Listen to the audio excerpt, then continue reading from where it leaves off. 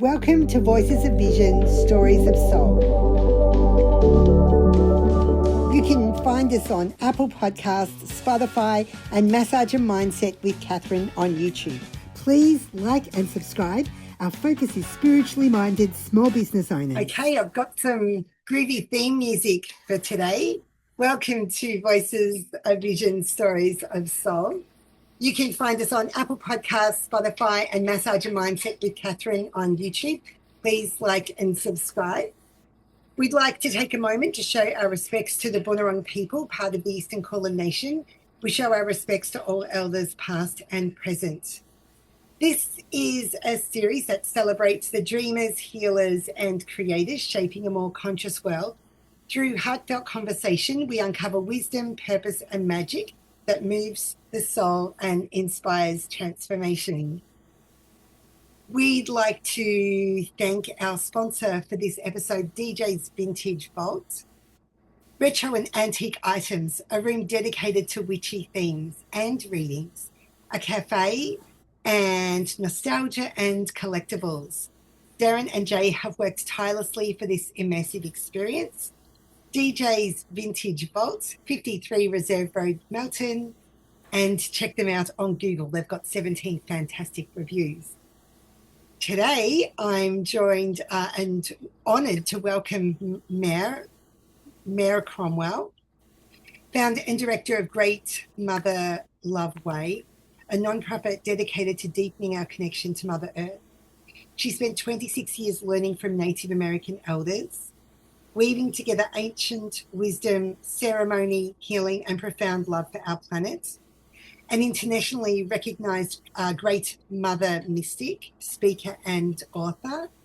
Joining us today from the ancestral lands of the Catawba and Cherokee peoples in North Carolina. Thank you so much.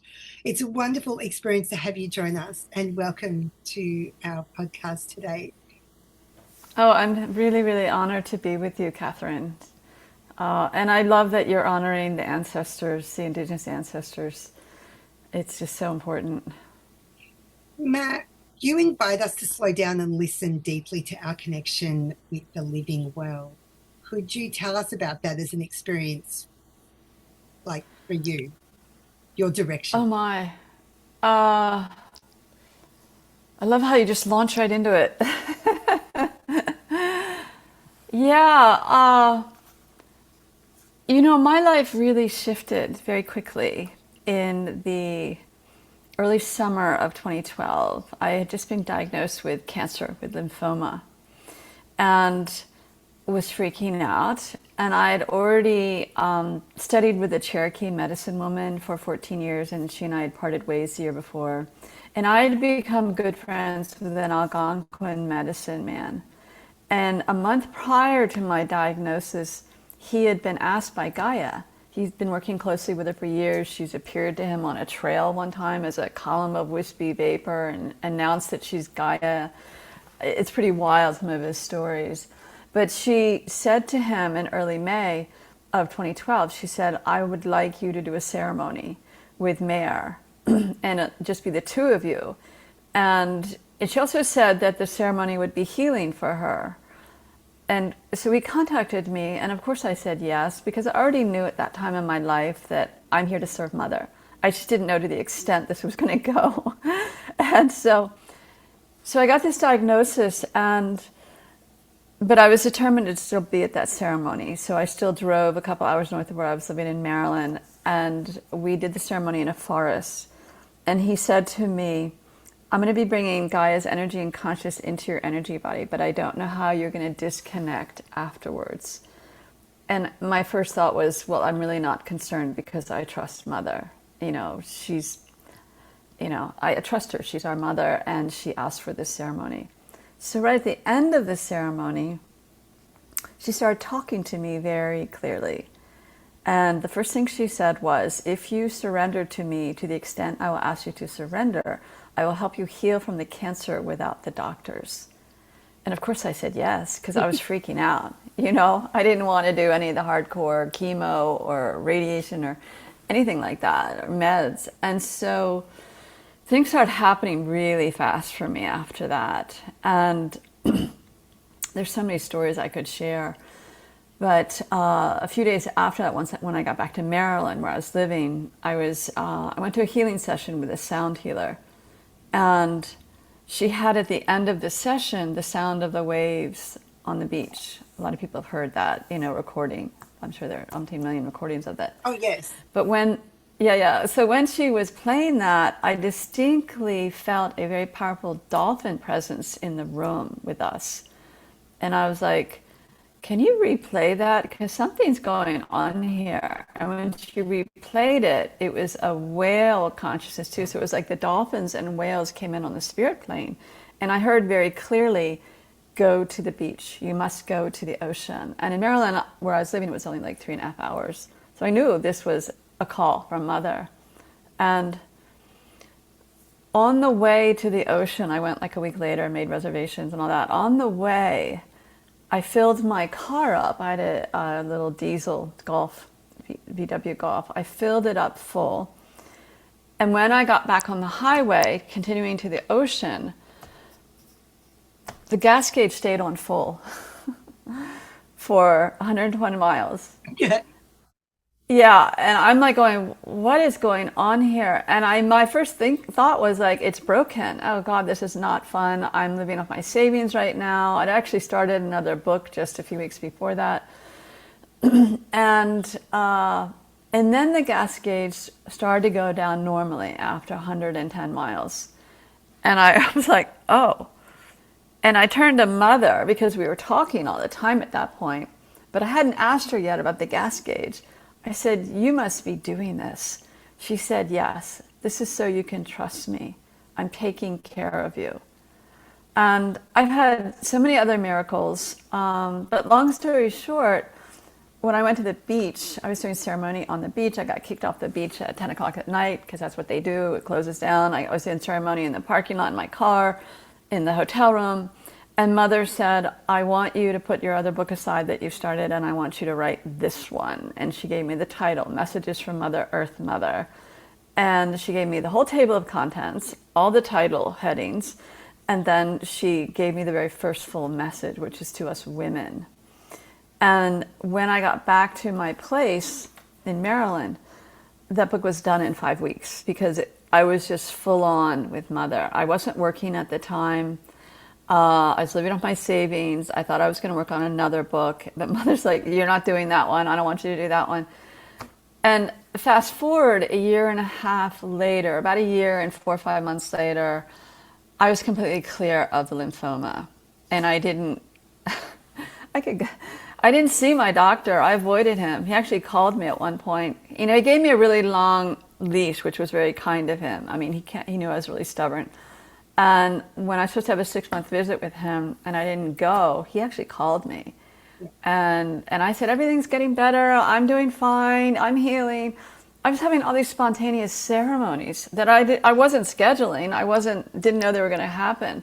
So Mother was really working through me and for me, along with all of her spirit teams and the nature spirits, the trees. And I was healed within 1.5 years. And the only reason I knew that I was healed is I had a gallbladder attack. And so they had to do another CT scan. And they saw that all the lymph nodes were back to normal. One was still slightly enlarged, but all the rest were back to normal. That's incredible. That's an incredible story.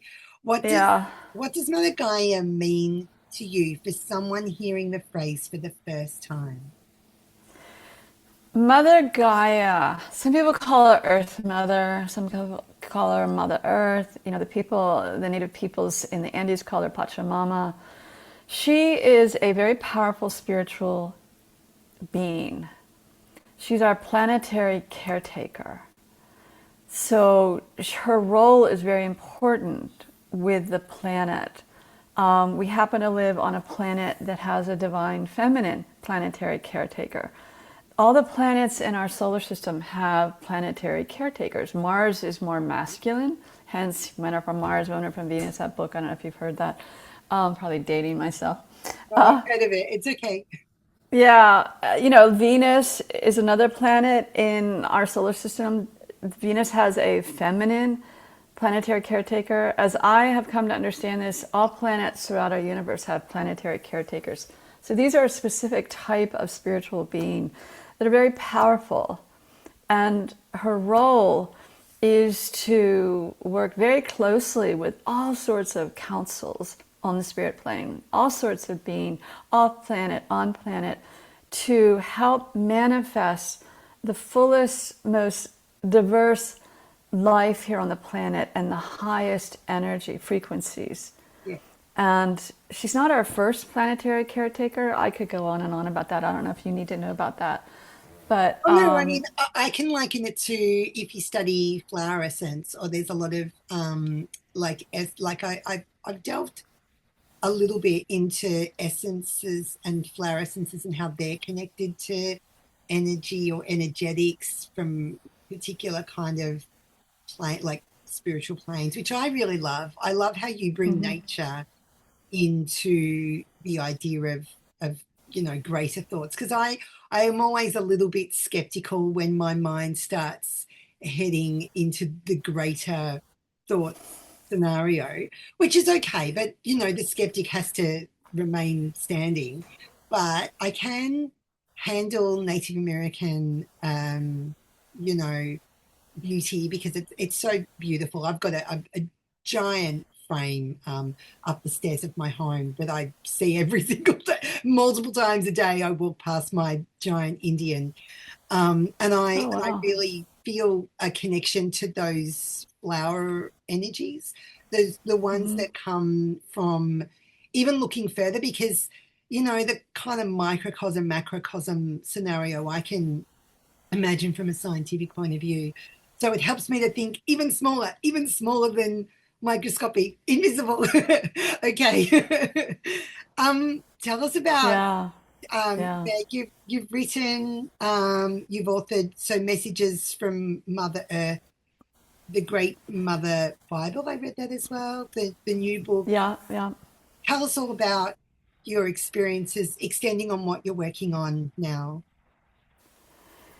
Yeah, I want to mention first of all that my first book, which I don't talk about that much, but I'm being guided to mention at least. I wrote a book that came out in 2002, and it's called If I Gave You God's Phone Number. And it's interviews with really, really different people and asking them the question, if I gave you God's phone number, what would you do with it? So already, and it took me 7 years to write that book. So already at that time, I was being guided Mm.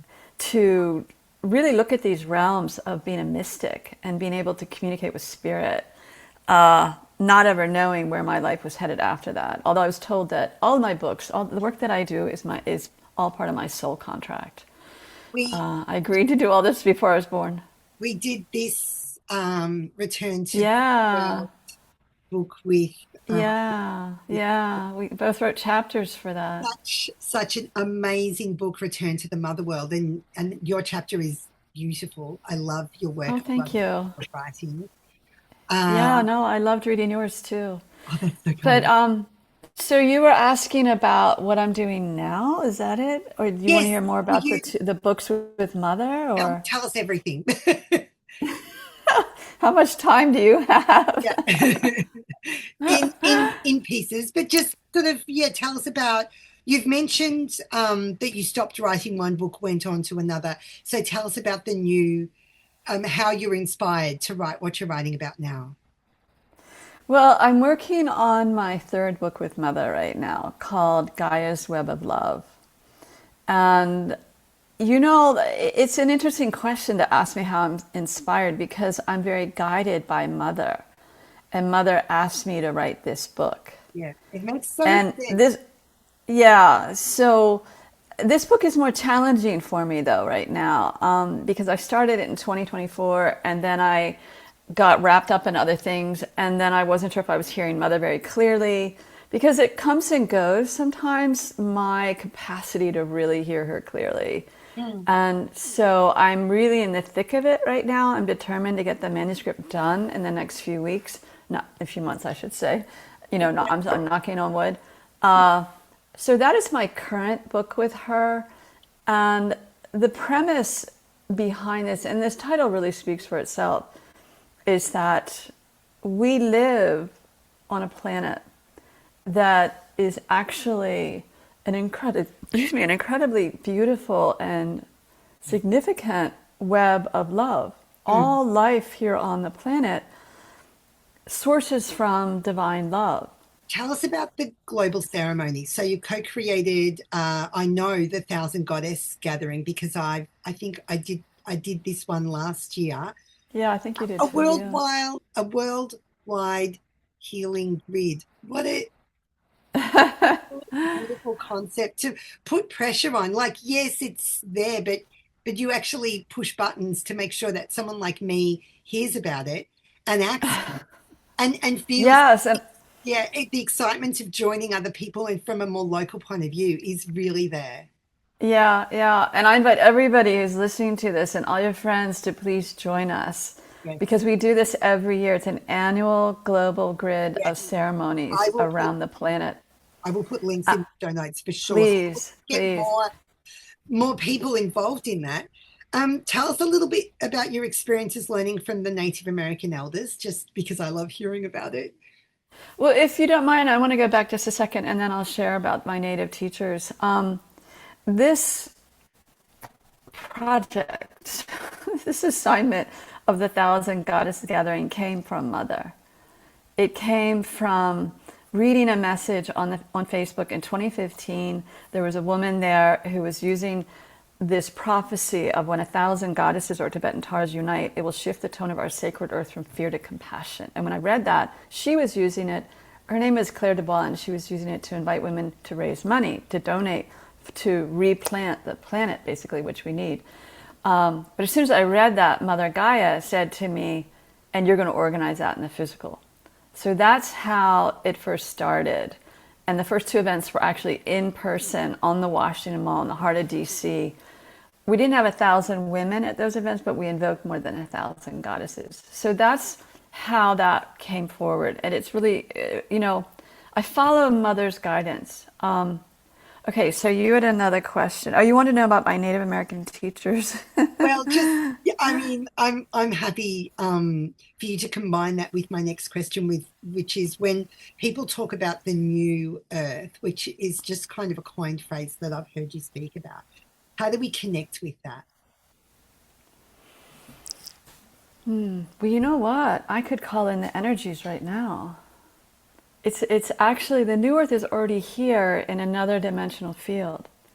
Yeah, And it's coming in stronger and stronger to the point where over the next thousands of years, we will be living within the new earth. So it's a much higher frequency. yeah, It's a whole different level of consciousness, and everything on the planet right now is shifting with these energies. The water is shifting, the trees are shifting, the plants, all the plants, animals. And so we humans are being asked and pushed and kicked in the butt, basically, to clear the density from ourselves, our woundedness, and to rise into these higher energies and live from our hearts. yeah. So if you want, I could call in the energies. Maybe I'll just quickly go to my next question. Do you believe you're channeling? Do you believe you're channeling your messages? Like, do you believe that you're channeling, or do you believe that you're just presenting? I have been told that I am one of the great listeners.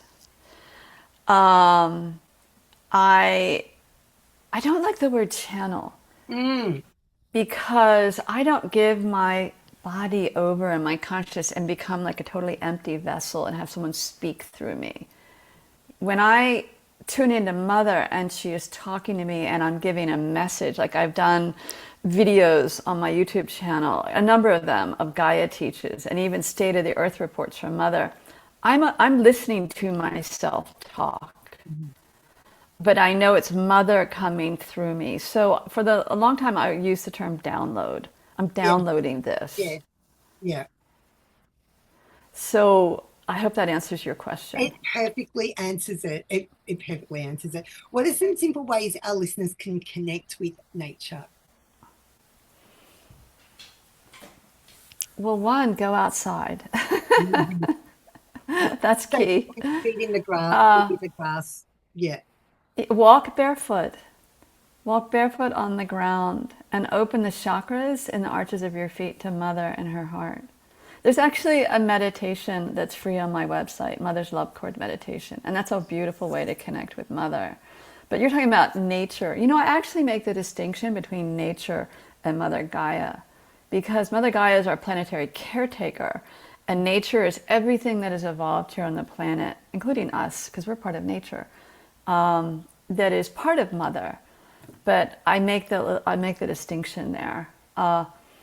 Another thing I recommend is go spend time with a tree. Make friend with a tree. Yeah. Find one that you like, that feels appealing to you. Tune in as best as you can and ask permission to visit with the tree. And you'll either get a really positive response energetically, or you'll get a push away energy, and that's okay. Don't take it personally. Go to another tree. And just sit with that tree. And you can sit with your back against it or face it, but open your heart to the tree. Yes. Trees have And amazing energy. trees are all heart. I had a gifted friend tell me that. She's a phenomenal tree communicator. She said, Mare, trees don't just have a heart, they are heart. And they also have incredible healing energy. What you were just saying, they have amazing energy. And actually trees these days, the plant realms, are reaching out to us in the subtle planes to offer us healing energy, because they know that humanity is going through a lot. We're really being tested. Well, I think They're very conscious. We've been pulled away from nature. So nature isn't that wild sort of enemy, because I think it's easy to see nature as an enemy, like from the point of view of building a house on a piece of land and you've got to clear that land. But that's why the ocean actually helps me, because I find it easier to connect with the tides myself. But I really love tree energy. I'm a big fan. Like really there with you while you're speaking. We couldn't live without the trees. Who is this friend? I'm going to have to connect with them. I think there's something amazing about our nature, and like you say, the new earth, or even just knowing that other people are going to hug a tree and it's happening right now, makes it more accessible for people that haven't thought about hugging a tree as in their repertoire of activities that they're going to do to calm their nervous system or calm their life down, or you know, just help with individual emotions that they're trying to experience that are calmer or more earth connected. So it sounds, maybe it sounds corny, I don't know. To me, it just sounds like a collaboration to go and seek out a tree and get to know. Well, it is. That way. It really is, because you're developing a new friend. Yeah. They're very conscious. They know that you're there. They're highly intelligent and incredibly wise. If the world is divided into uncertainty or division, what is our earth asking us to remember right now? That we are really inherently deeply loved. She loves us hugely. She's our foremost mother. And that we are all one. And that may sound really abstract, but we all have a heart. We're all spiritual beings having a physical experience here on earth. And we have forgotten that what we perceive as differences are really just illusions. You know, we all are humans here sharing a planet together with all these other sacred ones in the other realms. And Mother is calling us home because we have forgotten. I mean, I'm kind of, when you said that some people see nature as an enemy, I'm like, oh, oh dear. We couldn't live without nature. How could it be an enemy? But I understand what you're saying, that if you need to clear a lot, you know, then you need to go in and, I mean, if this were an indigenous person going in and putting a home in, they would do a blessing. They would ask permission. They would honor all the life on that plant, on that lot, and ask permission, or ask for at least forgiveness for removing this tree and that tree and leveling the ground a bit. And that's where we need to relearn how to be in sacred relationship with all these beings. Yes.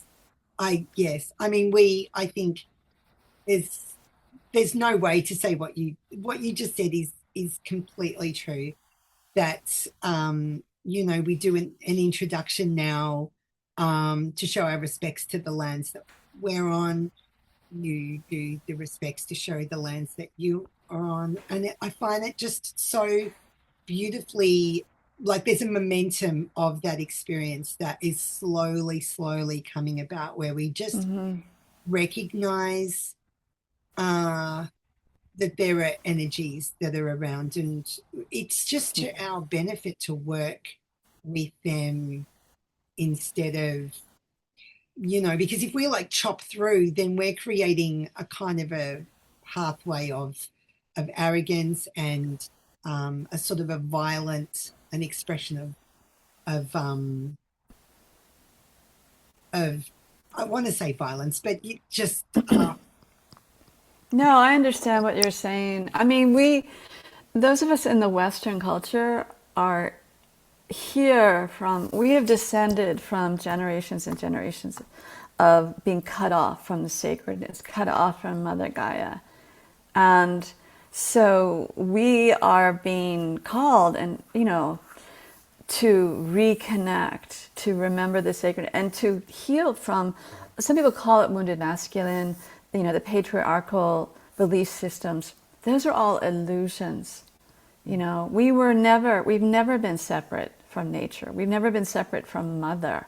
But in our cultural conditioning, in our training, in our school systems, we were taught that we're separate. We were taught that we're dominant. yeah. And we're really not the most intelligent being or species on the planet. We're really not. Yeah.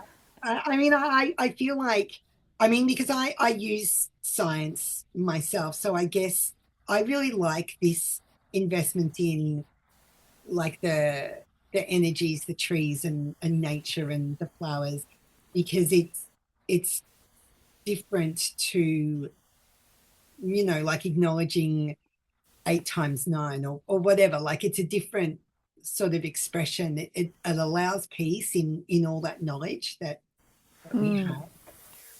When you invested in tell me about the march. Okay, so you invested in this gathering, the Great Mother March, which I love kind of tuning into. Obviously, we don't have it in Australia, but we might soon. We might have it. We might. That would be great. Yeah. um, Well, first of all, when I do mean, you, go ahead. yeah, when do you acknowledge that something extraordinary is happening in that? Yeah. Well, I'm not the person that led it. Whitney Freya led it. And so Mother, you know, tapped me when I found out about it. And she's like, you're going to help Whitney. And so Whitney and I first connected almost a year ago. And she already had gotten the spiritual call from Mother to organize it.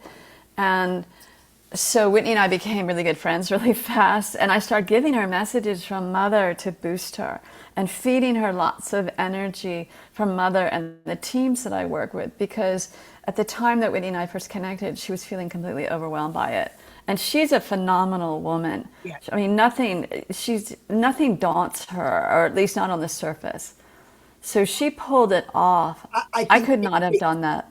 I think she speaks through. I'm like a super fan. I think that she speaks through Mother. I have been following Whitney Freya for years. I have her Oh book. yeah, yeah, yeah. I do her art. She's amazing. She's a force.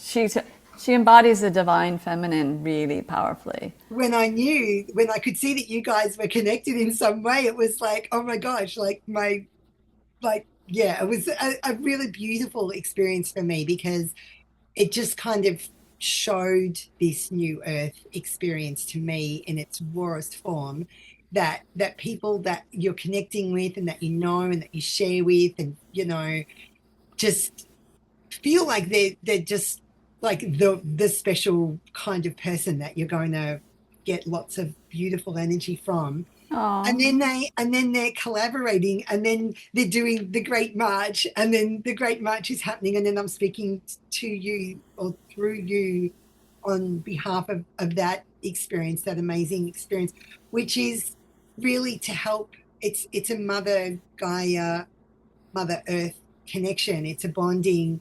It's people coming together, and that's what I really find amazing about these conversations.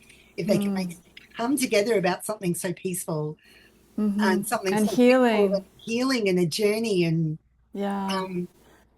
what is Well, the yeah can I add to that? yeah We need the mother right now. The mother is the ultimate healer. In my mind, she's the ultimate. She's always healing. We need Mother Gaia. We need the Great Mother. To me, there isn't just Mother Gaia here on our planet. There is the Great Mother in the universal realms. And we have gotten so imbalanced and so wounded. It's like we all yearn for the Great Mother to pick us up and hold us and coddle us and tell us that everything is going to be fine. And so she exists on the spirit plane, as Mother Gaia, planetary caretaker, and, in the universal realms, we can call on her and ask her to hold us and support us and help us heal. But we really need her now. It's like it's part of the whole shifting of the divine feminine coming in more and more powerfully. Is a lot of women are waking up to their power within themselves to embody the mother. yeah. To also embody the warrior spirit. Yeah, I'm going to leave in the show notes how to get involved with the Thousand Goddesses collective event, because I think that's going to be an amazing way for people to connect with you. And that's great. Thank you so much. No, you said we could just talk endlessly, and I can see how that's absolutely. We only have a short amount of time to introduce our listeners to you, Mare, and we're just so pleased and so grateful to have you come join my podcast, which is really just to bring together these people that are also, I hope, creating a greater and more beautiful Earth experience. So thank you very much for being here. I'd just like to thank our sponsors, DJ's Vintage Vault, 53 Reserve Road, Melton, and please look them up on Google for any details, opening hours and all that. When we talk to people that always have so much enthusiasm and real expectations, to be able to share their knowledge, it makes me so happy. Thank you for being here, and thank you also to the listeners for coming along, for tuning in, and for supporting small business. Mare, thank you so much for coming and giving us just a glimpse into your expressive life, and we wish you all the best, and thank you so much. Thank you, Catherine, and thank you for joining the Global Grid in September 20th. Thank you. You're so welcome. Thank you. Have a beautiful day. You too. Love. Thank you for listening to Voices of Vision, Stories of Soul. You can find us on Apple Podcast, Spotify, and Massage and Mindset with Catherine on YouTube. Please like and subscribe.